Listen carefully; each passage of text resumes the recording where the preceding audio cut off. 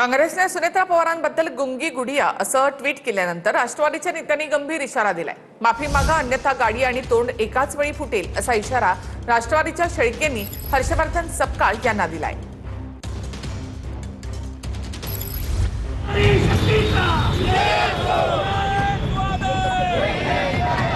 काँग्रेसनं सुनेत्रा पवारांबद्दल गुंगी गुडिया असं ट्विट केल्यानंतर राष्ट्रवादीच्या नेत्यांनी आता गंभीर इशारा दिला।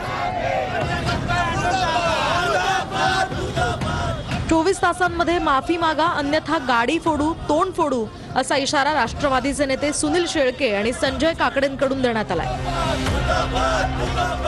आगामी काळामध्ये मावळ तालुक्यातून जर काँग्रेसच्या नेत्यांना जायचं असेल तर त्यांनी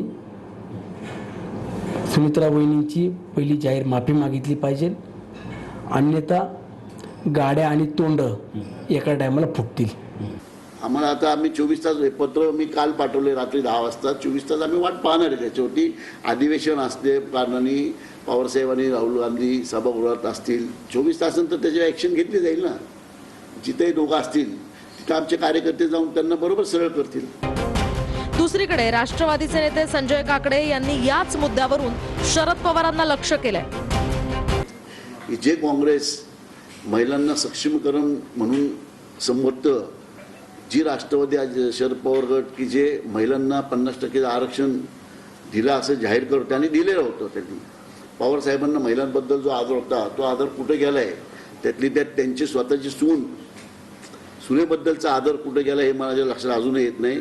आता संजय काकडेंनी काय स्टेटमेंट करावं, त्यांनी काय प्रेम दाखवावं, काय नाही करावं, तर त्यांचा प्रश्न आहे।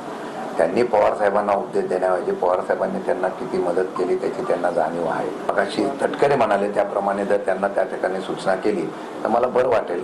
त्यामुळे पवार साहेबांनी काय बोलावं आणि काय नाही बोलावं हे संजय काकडेंनी आवाहन करू नये। सत्ताधारी नेत्यांनी टीका केल्यानंतर काँग्रेसचे प्रदेशाध्यक्ष सपकाळांनी त्यावर प्रतिक्रिया दिली आहे। त्याला तटकरेंनीही उत्तर दिलंय।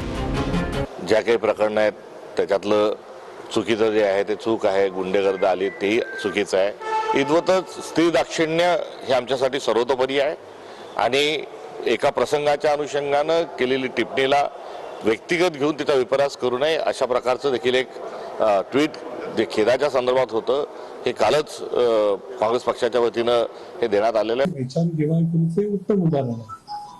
काल संध्याकाळी रात्री उशिरा ट्विट केलं, कारण त्यांच्या लक्षात आलं की महाराष्ट्रामध्ये याच्याबद्दलच्या तीव्र संतप्त भावना काँग्रेसच्या विरोधामध्ये उतरत आहेत।